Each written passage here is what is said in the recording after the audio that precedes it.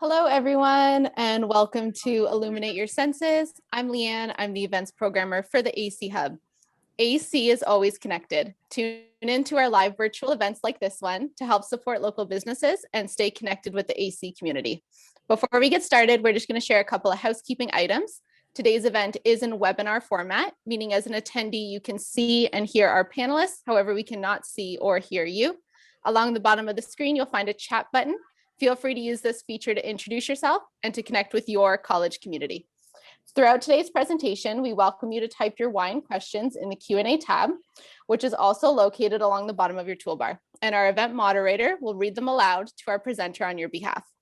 This event is being recorded, and the recording will be available to rewatch on the AC Hub On Demand website next week, and a link will be shared in the chat now. So without further ado, I'd like to turn it over to our event moderator today, Marie-France Champagne, the program coordinator of Algonquin College's Sommelier program. Marie-France, please introduce yourself, share what our attendees are in for this evening, and introduce our event facilitator. Thank you, Leanne.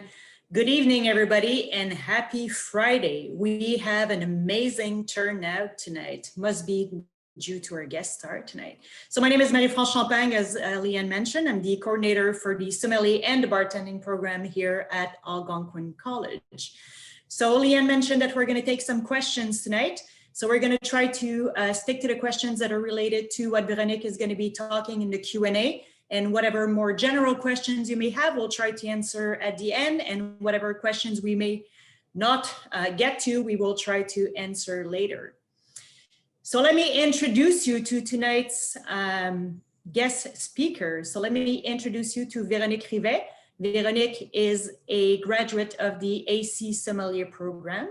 She was awarded the Alumni of Distinction Award just recently. So congratulations, Véronique.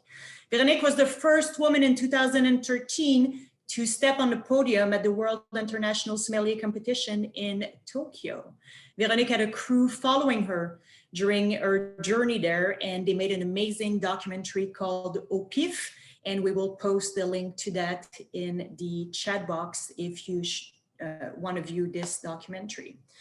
So Véronique is also the sommelier for Air Canada and owns Soif Bar à Vin in Gatineau. I will encourage you to visit our establishment once the restriction have lifted. It's an amazing place to taste beautiful wine, learn about wine, and pair with amazing food.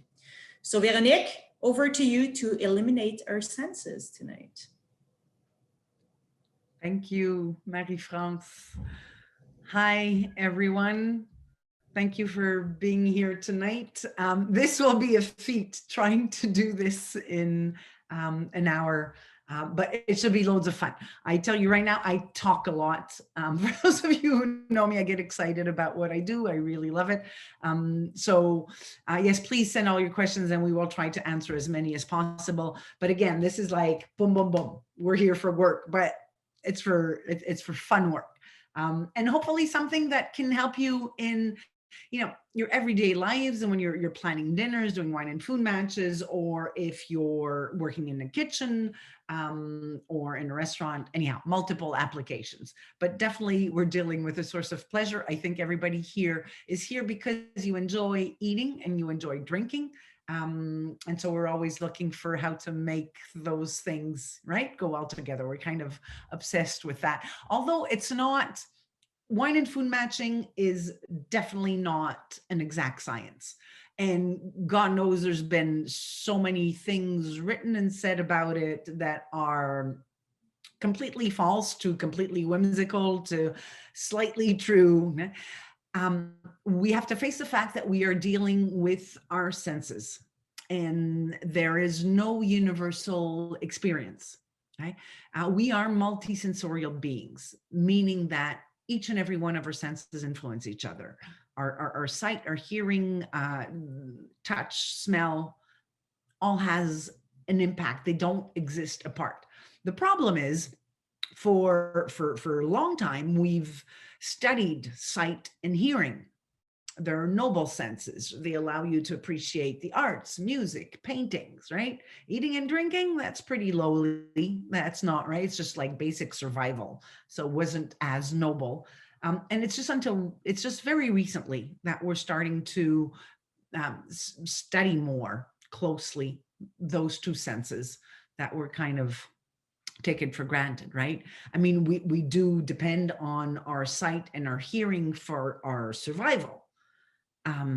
But using your smell to figure out if a food is poisonous or not, it's not kind of relevant anymore today, right? And so for a lot of those reasons, those two senses have not been as closely studied or even regarded. It's very, very recent that we're realizing that we know so little about it. So what we're going to do tonight is, again, as I said, there is no universal experience. If I tell you a wine smells of raspberry and you don't smell raspberries, nothing's wrong with your nose. We are just completely different human beings, and we perceive things differently, right? Just like with colors. We know that we don't all see colors exactly the same way. I'm always arguing with my husband. He says it's blue. I says it's green. I say it's green, right? There is that, there are a lot of differences in how we perceive things. And just, I'm throwing this out there. I read this recently, but I can't remember the exact numbers. But for seeing or hearing, we have maybe, and again, it's just a very, very generalization, so many, but, just a few receptors that analyze that information. Whereas for smell, for example, there's like thousands of receptors that analyze the information that's going to our brain. So that's just so many more possible ways for that information to be interpreted differently, right? Depending on who we are. I often refer to what I call the vacation syndrome. I'm sure it's happened to many of you. You've been on holidays somewhere, in the south of France or in Italy on the Riviera, and you're with somebody you love. You're on holidays. The weather is glorious. You're sitting at this amazing little cafe, bistro, restaurant on the beach with a view that's just amazing. You have a wonderful meal. You have a wine that tastes like heaven.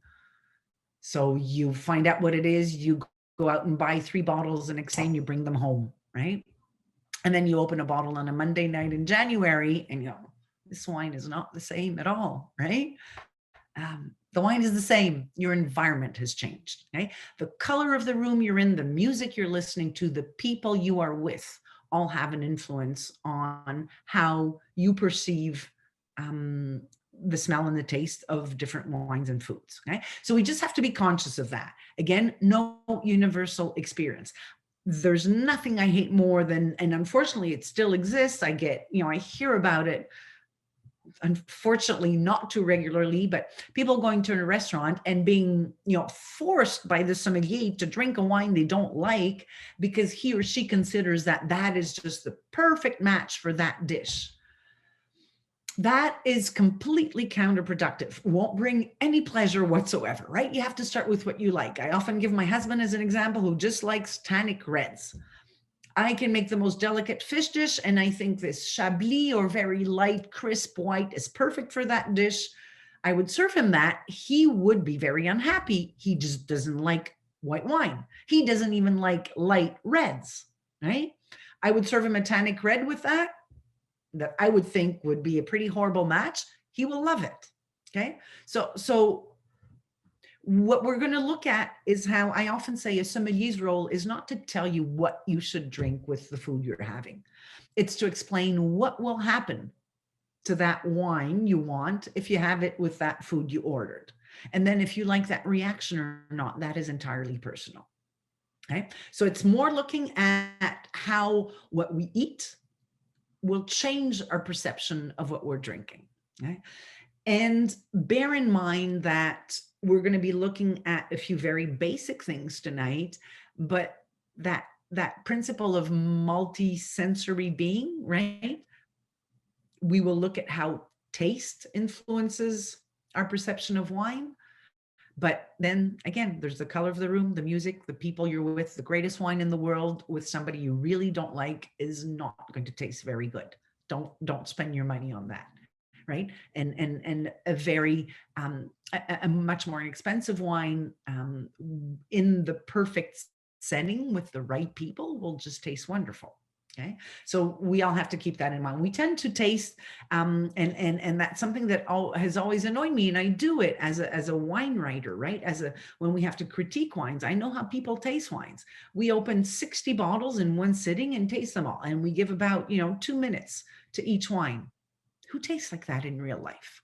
Ideally, I would like to taste every wine by tasting them a first time, tasting them a second time with a little bit of air a few hours later or the next day, and then tasting them a third time with food.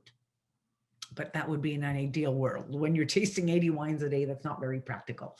Okay, so we have 4 wines tonight. We're actually going to try taste all 4, have a quick look at them, and then with those foods I asked you to get, see how those very basic tastes change your perception of the wine, sometimes dramatically. Right? And link that to food and wine experiences and how you can have the same kind of reaction happening. For those of you who got all 4, don't worry. I'm not asking you to drink all 4 bottles tonight. You do whatever you want, but it is Friday. And we don't know how many you are in your household. All of them can keep very well for a day or 2. And I will suggest a few other exercises, very simple, with simple foods that are easy to get that you can try over the next few days with these wines. Okay. So let's jump right into it. I said we will look at how taste influences your perception of the wine. Okay? And I always use that word of perception, again, to stress how individual it is. Right? Like we see colors differently, we smell smells differently, and we taste differently. When we're talking about taste, so first thing, what is taste? We are referring to simply to actually real taste, right? When we say, this wine tastes like peaches or like chocolate or like, that's not taste, that's smell. Okay, we do smell through the nose, but we also smell through the mouth. Right? When you're eating food, right? When we're congested, when we have a cold, why don't we taste anymore? You do taste when you're congested. You don't smell, right? Super simple exercise. And this is so revealing to people who have no clue. Just take something very strong smelling, cinnamon. Dip your finger in cinnamon and pinch your nose and put it on your tongue. You won't taste anything. You will taste the texture. You will feel something powdery and dry. But you won't smell anything. The minute you let go of your nose, cinnamon appears. Okay, that's because of the retronasal passages, right? Our palate, our mouth, and our nose are linked through. So we do smell in the mouth. What we taste are the basic tastes: salt, acidity, bitterness, and sweetness. There's a few others. There's something called umami, which is fascinating. Look it up. We could spend hours just talking about umami. It's more and more recognized that fat is also a taste. And some go up to 3 or 4 others, but those 4 are really kind of the basis of taste. Okay, so we will see how those basic tastes and change the wine. As I said, very, very hands-on, right? And hopefully this will be, maybe some of you have been exposed to this before, some not, but it's quite, when you do this for the first time, it's very revealing. And again, whatever I say, if I say, oh, see, when you eat this, all of a sudden the wine is less acid, the level to which we sense acidity, our tolerance level to these different tastes is different, once again, okay? One simple example of how different we are: coriander. Right? I think there's 100 of us here tonight, but I'm sure there's a few people. If I ask, is there anybody that cannot stand coriander? It's not a dislike; it's almost a repulsion. Right? That is genetic. It's not, I like it or I don't. I'm not big on coriander. No, it's in your genes. There's about 1/3 of the population that has something in their genes where it's like biting into a bar of soap. It is unedible. Okay. That's how different we are. So who am I to tell you this dish with coriander is like amazing and you should have it and it's the best thing ever? If you don't like coriander, you will never appreciate it, okay? We really have to keep that in mind, how individual we are. Okay, let's try with the first one because I'm already talking too much. We'll start with, so I chose very almost des vins caricaturaux, like very strong examples of their style. Basically, I wanted a lean, crisp, high acid white with a fatter, riper, lower acid white. And same thing in the red, something that's fresh and light and high acid and fruity, and something that's quite more austere and tannic. Okay, that's what we're going to be comparing. So the first one, we're not going to talk about the wineries, the regions. That's not the point. Okay, it's really more general, and we can compare this to a lot. So we're using Riesling here. You can anything you're going to sense happening here, you can extrapolate to any other high acid, lighter, non-oaked white. Sauvignon Blanc, Chenin Blanc, right? So try this wine if you have it in your glass. And again, if you bought all 4 bottles, again, don't hesitate opening all 4. All 4 of them will keep very well. If they're half full, you put the cork back in, you put it in the fridge, okay, until tomorrow. And actually, it's kind of fun to see how the wines evolve over a day or two. Try the wine.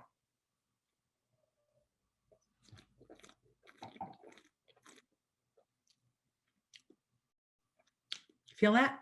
Especially later in the evening. The time of the day influences how we taste also, right? This might seem more acidic at the end of a day than early on in the day because, right, it's kind of a more linear, leaner, higher acid. Higher acid is what tingles here, like when you're eating, biting into a lemon, right? And it's not fat. It's not rich, and right, it doesn't coat your whole mouth, right? It kind of travels like that. Okay, so if you all had a sense of that, now take a piece of lemon, bite into the lemon. Take a good bite, okay? Don't just a big, strong bite. I like acidity, and I even find that hard. Sorry, this is not going to be the most aesthetic workshop. Right? It's all about putting things in your mouth. So try the wine again.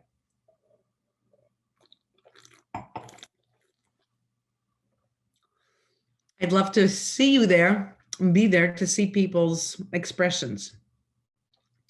Most people will notice that the wine is less acid. Remember how I was telling you how it was like this? All of a sudden, it's a little bit more like this. It's a little bit rounder. The fruit stands out, right? It's got more of that juicy, peachy, and that really high acidity kind of tapered down. So when you put something with high acidity in your mouth, you will diminish the perception of acidity in the wine you're having. Okay. So if anybody has, if in a restaurant setting, at home, just yourself with your loved one, cooking a dinner, you find the wine that, someone recommended a little bit too acidic, squeeze some lemon over whatever you're eating, be it fish or meat, or right, that acidity will bring down your perception of acidity in the wine. Okay, Vero, we have a question. Yes. Not exactly related to the Riesling and the lemon, but I know it's a question that you're very passionate about. Somebody asked, how cold should this white been served? Great question. And when I said, we could have spent the whole hour talking about all the things that influence your sense of taste and smell. Temperature, I didn't mention it, definitely a huge part of it, right? Colder wines will enhance acidity and tannins in reds. Colder temperatures. Higher temperatures will bring out the alcohol, right? And lower kind of the perception of acidity. So temperature, if you don't know, right? Every wine has its perfect service temperature.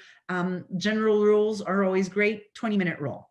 If you're unsure, take your whites out of the fridge 20 minutes before drinking them and put your reds in the fridge 20 minutes before drinking them. Because what do we do most often? We drink the whites too cold and the reds too warm.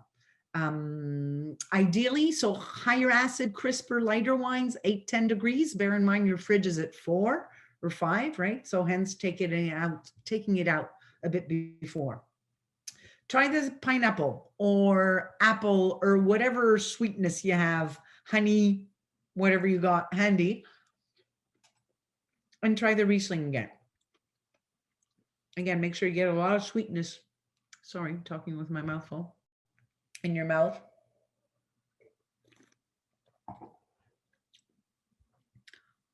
There you get just the opposite feeling. It should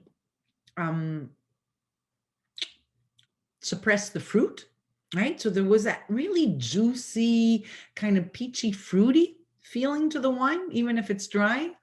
I'll try to talk about fruitiness and dryness, but fruity in wine speak does not mean sweet, right? Fruit just means it smells and tastes like ripe fruit, but it's not sweet, right? But when you have something sweet, it will diminish the perception of that juicy kind of fleshy fruitiness in wine and bring out the acidity. The wine seems leaner. It was almost a little bit more, the acidity didn't stick out that much to me, but it just kind of became kind of watery because it lost all that beautiful fruit. Okay. And bear in mind, we're talking about sweetness. I'm asking you to get something really sweet so that you could really notice the reaction of the wine to that food. But sweetness is not only in desserts. Okay.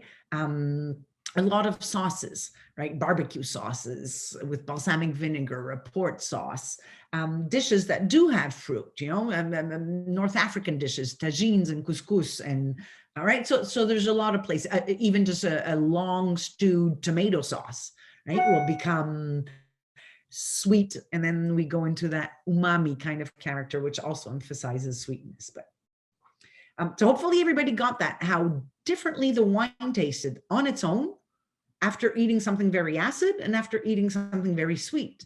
It's almost like 3 different wines, right? And that's what you have to bear in mind when you're matching.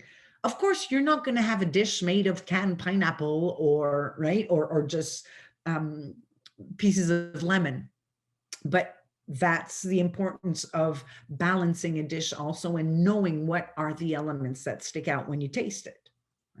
Let's try the second wine, the Chardonnay from California. So this will be, I chose as the opposite example of the Riesling for something fatter, right?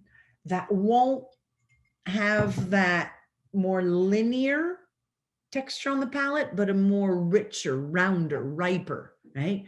It's Chardonnay, there's the grape, it's California, we're in a hotter climate.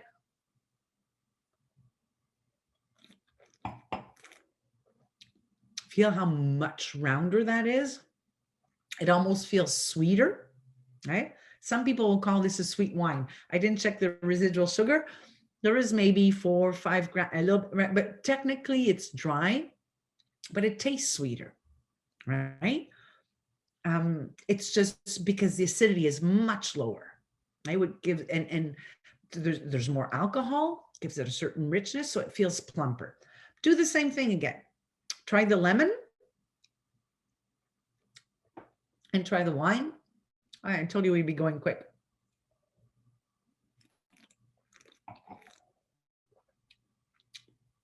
I'm a bit acid freak. I was raised on German Riesling. I love acidity. I could actually, one of my sons, I sent him to school. He asked for lemon wedges as a snack.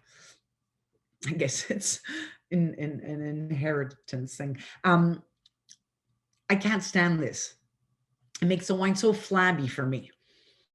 Those of you who maybe have a sweeter palate, who like softer, rounder things. I like acidity. I like tannin. If you might love this. I won't. Who's right? Nobody. It's entirely personal and individual, and we're all entitled to like what we like.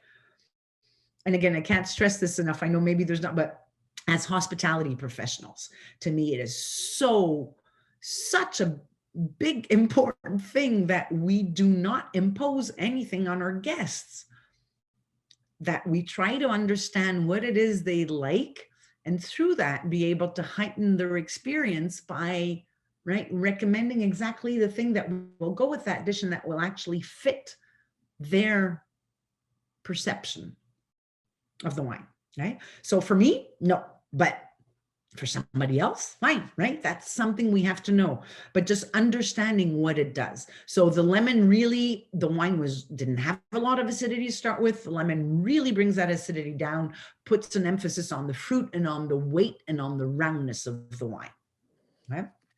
Vero, we're at 6 grams per liter for the Chardonnay. Thank you. So we're technically, a lot of people are obsessed with sugar right now. We could do a whole other workshop on sugar.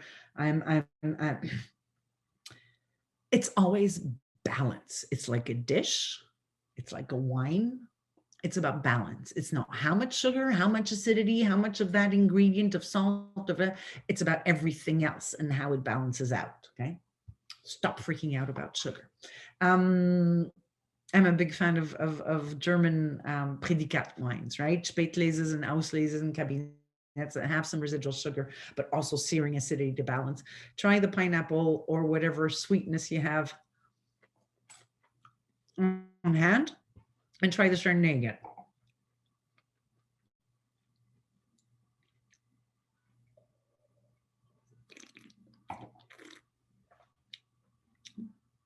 It doesn't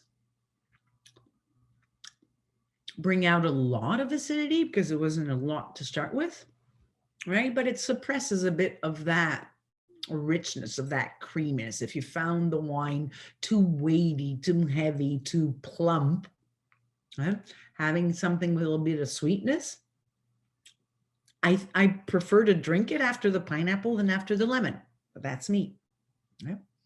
But why is it that we recommend very often hot climate Chardonnays with dishes that have, think of grilled salmon, will go with any kind of Chardonnay.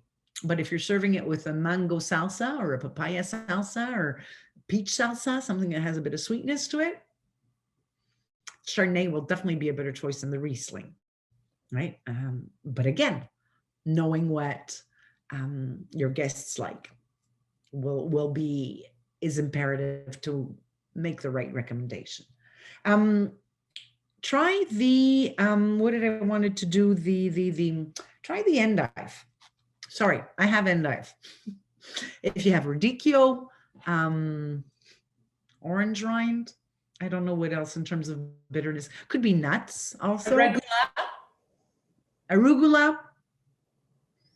It is not quite as, and again, and go ahead, take a good chunk of something bitter.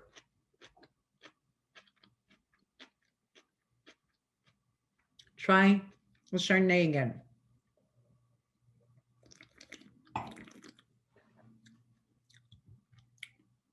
I wish I could prompt you to say, you feel anything happening? And again, some might not sense it, some might, depending on our tolerance level of each person. Bitterness in endive and radicchio and in many other foods, in certain spices, in foods that are charred, right? Charring foods, vegetables or meats, or brings out a bitterness. Bitterness increases our perception of bitterness. And I think, well, when I tried that Chardonnay, it wasn't bitter, right? The first sip on its own didn't have bitterness. This has some oak to it. Bitterness in wine is very often from tannins, more common in red wines, but there's also tannin in oak. So if you put a white wine in oak, and this definitely has classical, typical, archetypical California Chardonnay, right? Round, ripe, fruity, with quite a bit of oak. To me, I sense a bitterness in the wine that I didn't sense before. And it's not just a lingering endive or radicchio, or it's really a bitterness that's been brought out in the wine by the bitterness in the food. Right? A lot of fresh herbs have some bitterness. Right? So again, just being aware of this and what it can cause. I don't hate that bitterness again, right? I like acidity. I like bitterness more than I do sweetness. Right? And that's just something we have. That's the first thing to do. Who are you doing the wine and food match for? For yourself for your loved one, for a guest in a restaurant setting, for customers, first thing to do is figure out what these people like. Ask a couple of questions.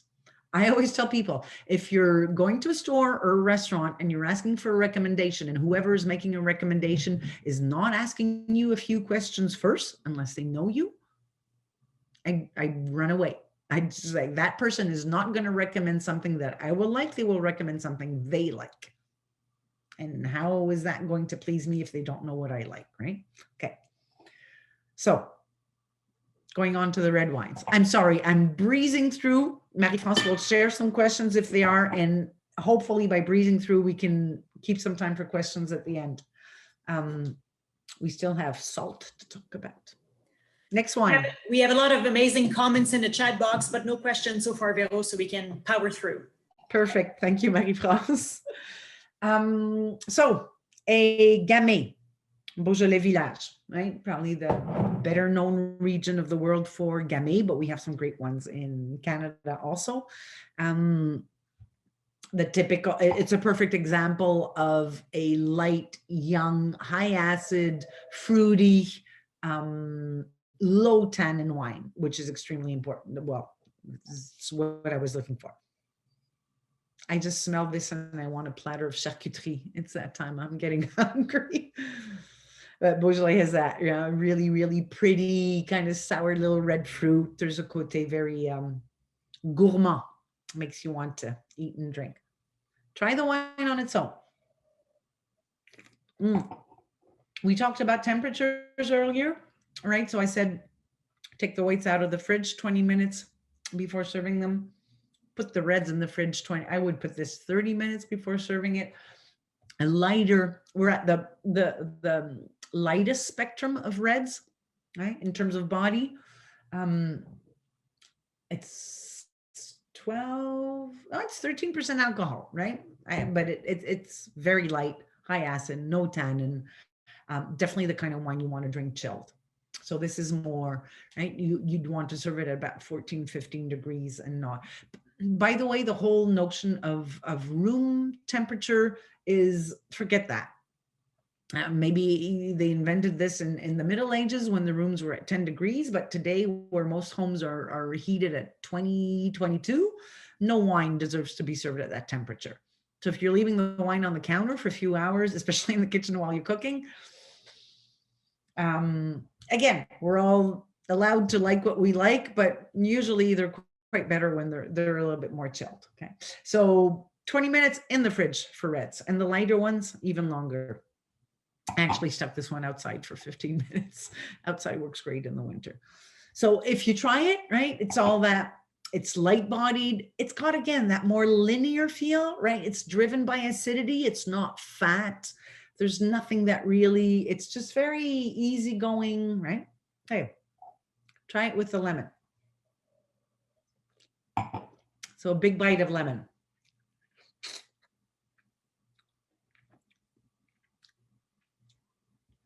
I didn't tell you this would be fun. I tell you it would be interesting.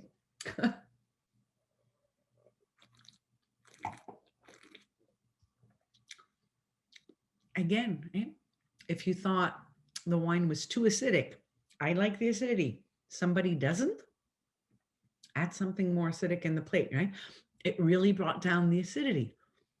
The fruit is very exuberant on Gamay, so didn't change. Some of you might have perceived more fruit, but it's really in terms of the acidity. It just kind of took away that bite, which I liked, but some might not like, okay? Again, acidity in the food diminishes your perception of acidity in the wine.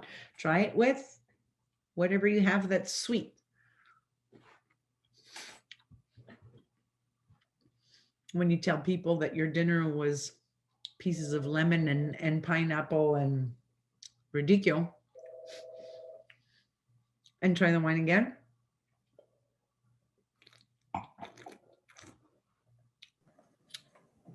What does it do?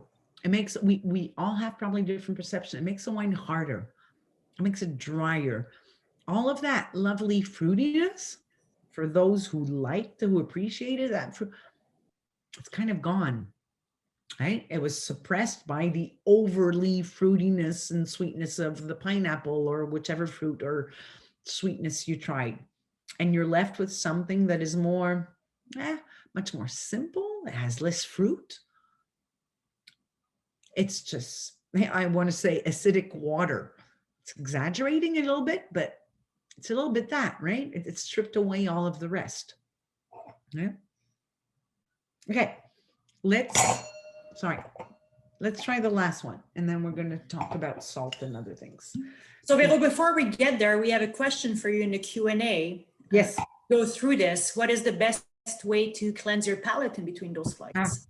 Thank you. And I should have mentioned that as we went through. I always have my little plate of croutons.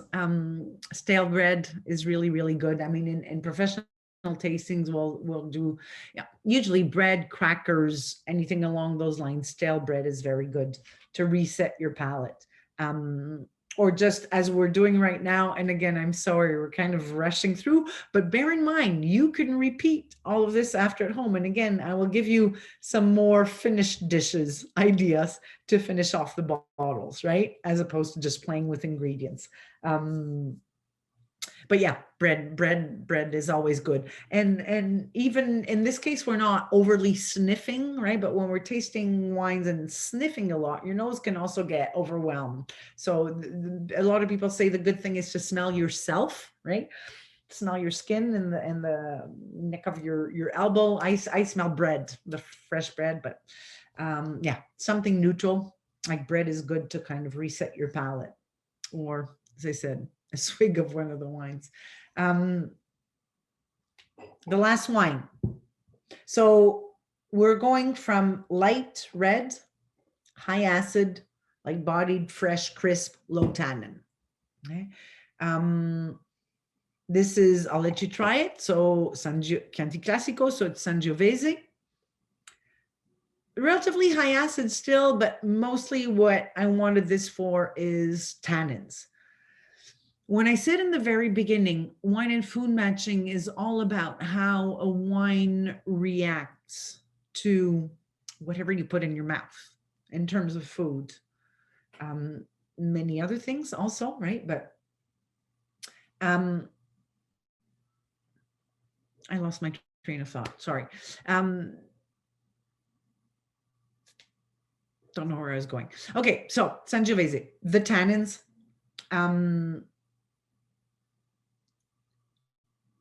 I know where I was going. One of the most reactive elements of wine. Okay, when I said it's all about how wine reacts, certain elements of wine are more reactive than others. Certain elements of wine will have a stronger reaction, will change your perception even more, because when exposed to different tastes, they react very differently, right? Tannins is one of them. And we are, even though it's slowly changing, we still are, we still consume mostly red wines. We still have, as Canadian consumers, a preference for red wines. In Quebec, for example, it's gone from about 70% of red wine purchases in the last 20, 30 years. We've seen a slow change. Red wine's going down slowly. We're down to 60%. So there's really an increase for whites, right? But still, a lot of people do prefer reds, and a lot of people prefer big, bold, full-bodied reds, right? Sometimes it's just the alcohol, but very often tannins are part of that. And because it's such a preferred style of wines, it's important to realize that tannins are extremely reactive, okay? And we'll find out now. And so is oak. And often on the three things I find make a wine change the most with food, with different foods, are tannins, alcohol, and oak, okay? So Vero, we have some people that are not very familiar with the notion of tannins. Can you explain a little bit what tannins are and how we feel them on the palate? Super easy. Try this wine, okay? And that grit you feel, those are the tannins. But if you really want to understand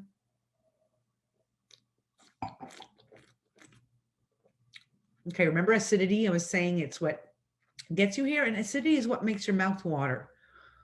And this is where, even though there's tannin here, I can still sense there's lots of acidity because my mouth is watering.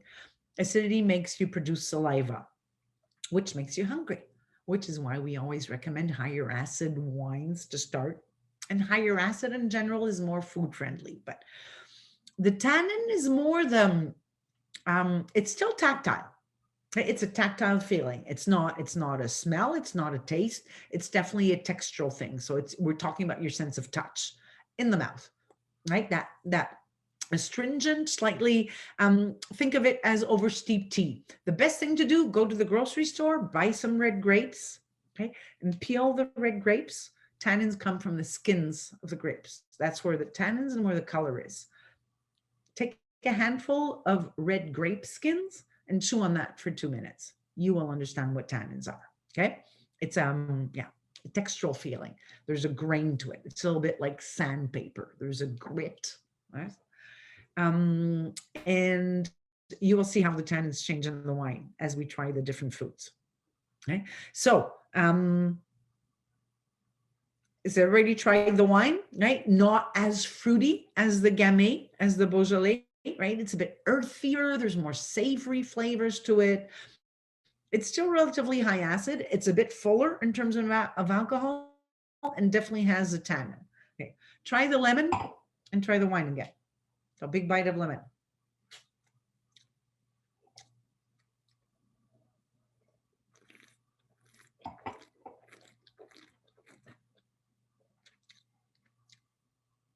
Do you feel how it's gentler?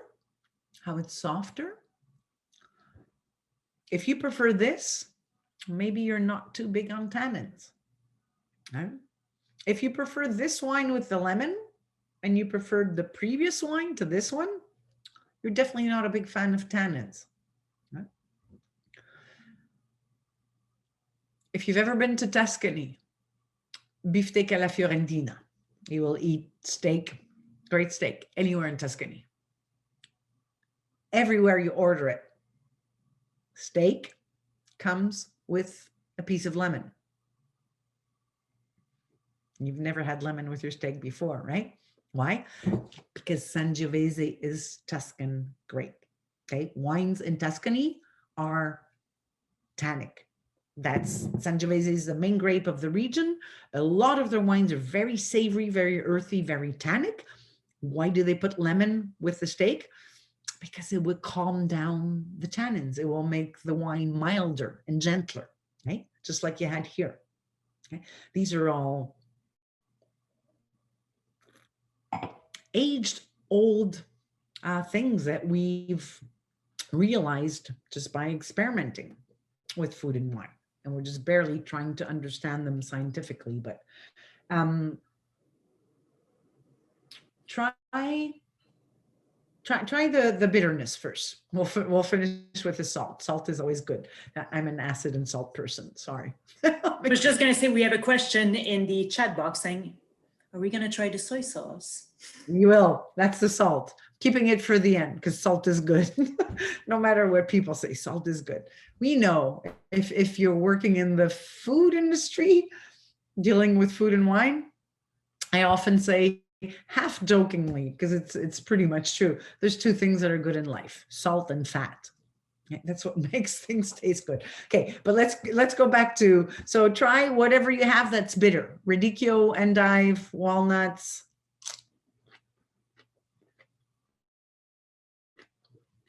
Take a big bite. You want bitterness in your mouth. I know it's not fun, but try the wine again.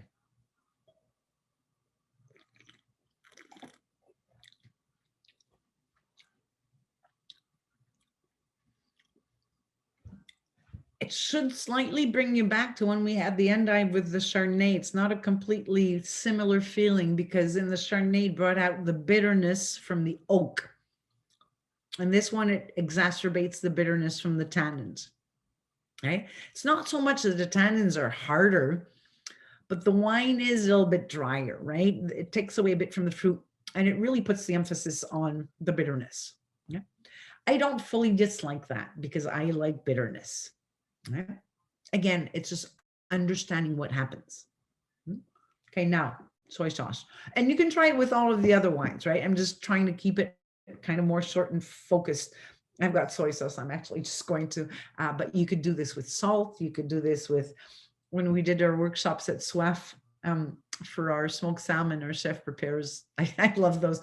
I eat them like popcorn, fried capers.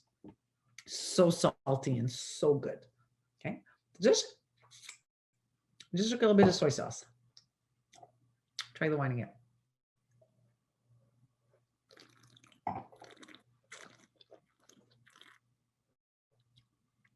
Even though I like tannins, I like bitterness, I love this. Salt is a little bit of a miracle ingredient, right? We all know that. It's just, again, it has this kind of, it brings a gentleness to the wine. It tames the tannins, but without taking away from the structure of the wine. All the savory notes are still there, the earthiness, the acidity, but everything, it's as if the salt just makes everything even more harmonious than it was in the beginning. Yeah. Adding salt on, if any wine and food match seems a bit, when you have a wine with the food, the wine seems a little bit awkward or to stick out or to be hard in any way, try salt. Salt is very often kind of the first answer. I know maybe we won't have all the doctors on our side, but always a question of moderation, right? And of balance. But a little bit of salt really does a lot to meld everything together. And I was talking about examples for later or tomorrow or over the weekend as you finish enjoying these wines.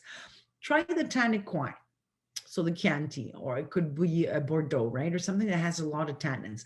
You just have to be careful if you take a high tannin wine, let's say from a warmer climate. You could do a Cabernet Sauvignon from Napa, for example, which would have a lot of tannins, but it will also have a lot of fruit and a lot of alcohol, which gives it a much sweeter overall mouthfeel, okay? Which kind of, it balances the austerity of the tannins. Okay? But a wine like this, try it with two things. So we're talking about the salt, right? So now I'm having you taste soy salt or even pure salt. We know there's a salt in a lot of places in food and wine. Think of cheeses, hard cheeses. So we've been fighting forever. When I say we, sommeliers are people, against the whole concept that red wine and cheese is a fabulous match. No, it isn't. Not in all cases and not for everybody, right? It's always, but in general, especially the wines, I still read frequently that you should have a Bordeaux with a Camembert. I'm like, oh my God, that to me, that hurts just hearing it. The combination of a highly tannic wine with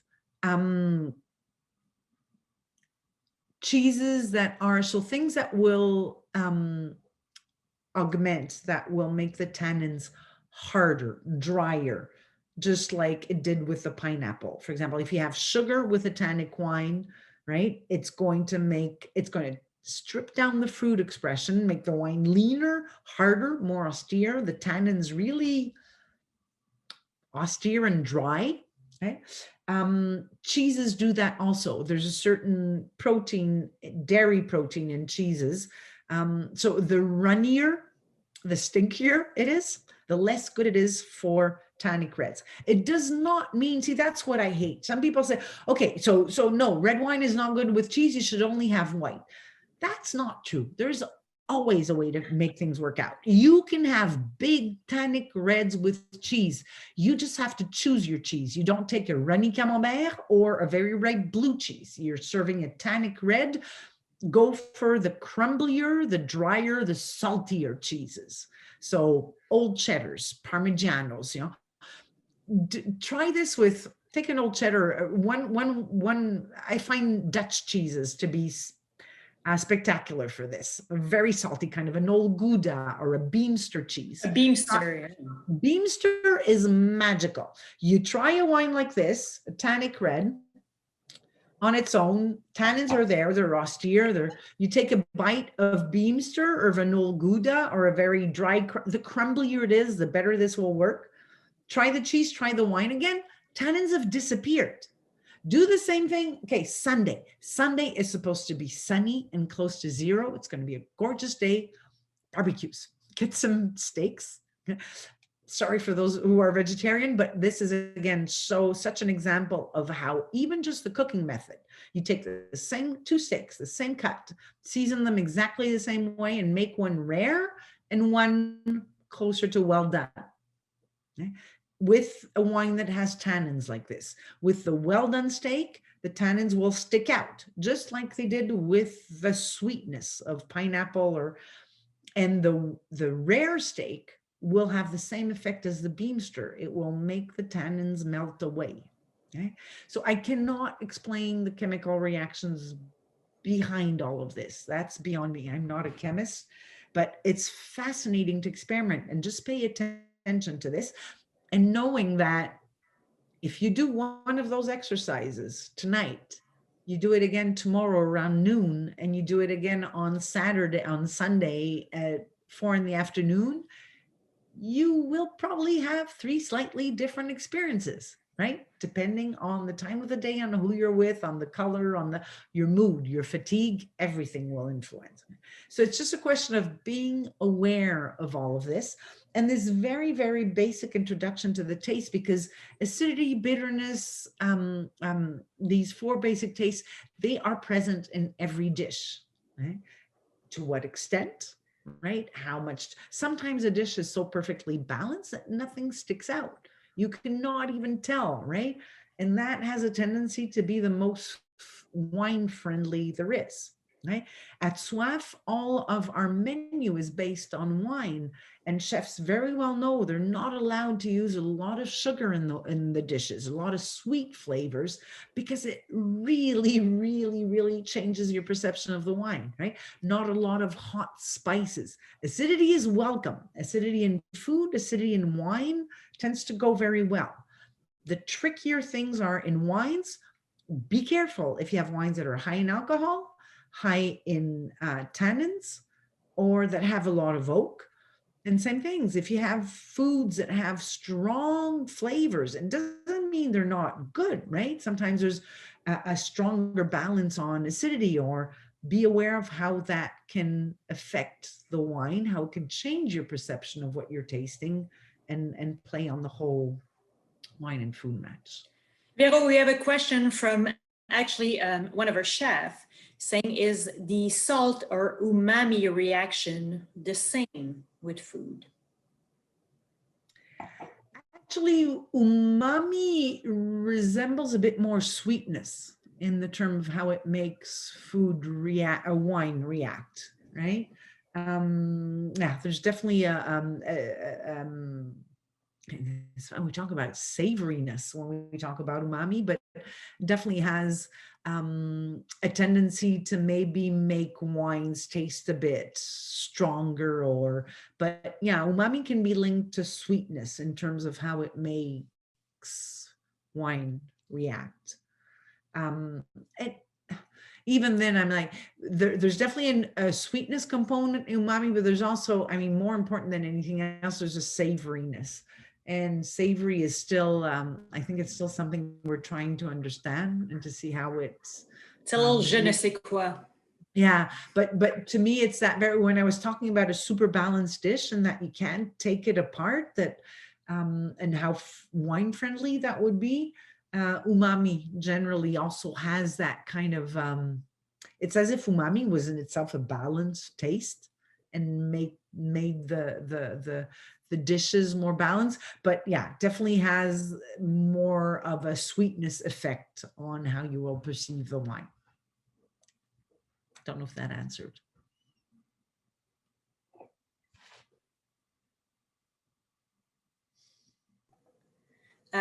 We have a question saying umami. So umami is U-M-I-U. Umami. Yeah, there you go. We had a question about what is umami and how is it spelled? But definitely anybody interested in food and in food and wine, if you're not familiar with umami, look it up, Google it. There's tons of information out there. It is fascinating. And So again, Noah is asking, he's having steak tonight for dinner. Which red we tasted today is the best? which wine today's? Oh, definitely for the, well, it depends on your taste. If you like lighter, you could have the Chardonnay, you could have the Gamay, or you can have the Chianti, depending on your taste. I would, if I would choose the Chianti. Because of the tannins, especially if you're having it on the rarer side. If you're having it more well done, the Chardonnay or the Beaujolais. What do you like? If you prefer whites, drink the Chardonnay with the steak. It'll be fine, right? So I need to know what you like. If you tell me I don't like tannic reds, well, I think the Chianti would be great with a steak, you're not going to like it. So depending on what you like, Riesling, I don't think would be, but try them all and let us know which one was best. And if you play around with the seasoning, it's going to change a lot of things. A lot of pepper, black pepper has bitterness, right? If you have a steak well done with lots of pepper and you have a tannic red, you better like tannins. Right? Because both the doneness of the steak and the pepper are going to bring out the tannins and the bitterness. Pepper is one of those spices that has some bitterness. Right? There's a lot of awesome comments in the chat box, but Sophia from the events team just asked, what is everybody's favorite wine from tonight? I don't know how many people got all four. Oh, and somebody said Véronique is their favorite. Thanks so much. But I hope a lot of you got all four. But if you didn't, right? It's pretty clear. And I know Marie-France does this, and this is taught in the Sommelier program at Algonquin.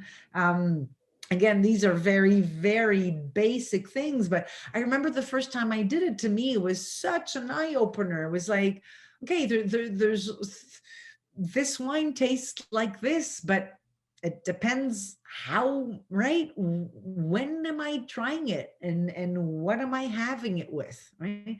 And I think we really, really need to seriously kind of make people more at ease with this. It's not, as I said from the beginning, right? It's not an exact science.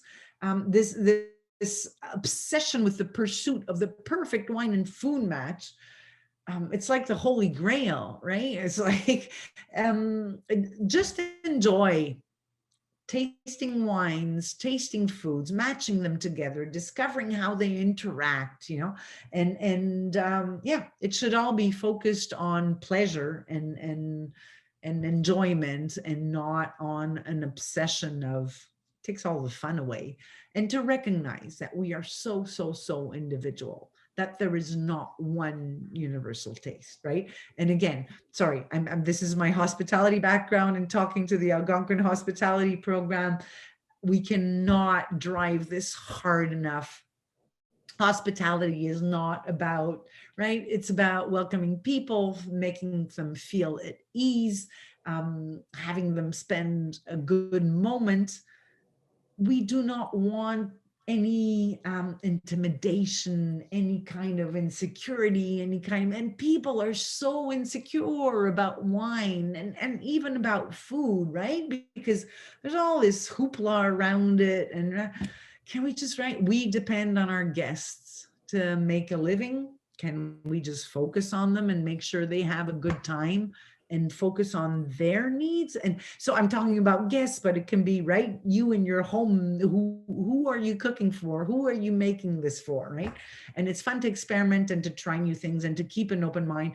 And unfortunately, amidst all that, we constantly change. as human beings as we grow up. I'm sure all of you like things today that you didn't like 20 years ago, and your tastes will continue on evolving and changing as you're exposed to new tastes, but it's so much fun. So Vero, I'm reading the chat box, and we're going to need to close soon. And there's a comment here that says, this is the best wine tasting I ever attended. Véronique is passionate and expressive. And there's so many positive comments in this chat box here, which we're going to save, I think, right, Leanne? Absolutely. I'll send both of you a copy post-event so you can read through all the kind words and all the engagement that took part over the past hour. Thank you. Well, thank you both. Are there any final words before I take over and do my conclusion? Thanks, Vero. I think everybody really appreciated it. I've been reading the chat box. It's been enlightening for many people. Many people thought Riesling were just sweet and Chianti was, low quality wines, and nobody liked Chard before tonight. So it's been an amazing experience. Thank you. But once again, right, I'm sorry, I will only reiterate this. Wines you've liked tonight, you might not like them tomorrow, right? I think it's fun to open wines like that, try to do this more often, to taste wines over a few hours, over a few days, just to realize that a wine you hate one day, you might love the next one. And I'll leave you on one final note, but the best advice I can give you for, the best ever wine and food matching, drink what you like, eat what you like, and have it with people you really enjoy. It's only going to be good. Thank you so much. I want to send the biggest thank you to both Véronique and Marie-France for being a part of tonight's Illuminate Your Senses virtual event. Marie-France, thank you for joining us to facilitate the session and for bringing that AC community to be a part of the event. We really appreciate it. And Véronique, thank you for sharing your expertise with our college community. Your passion and excitement for wine really showed tonight. And I'm sure I'm speaking for everyone when you've left us all with something to think about moving forward with all of our wine journeys. So thank you both again. If any attendees would like to learn more about the Soif Wine Bar, which is owned by Véronique in Gatineau, Quebec, the link will be posted in the chat now.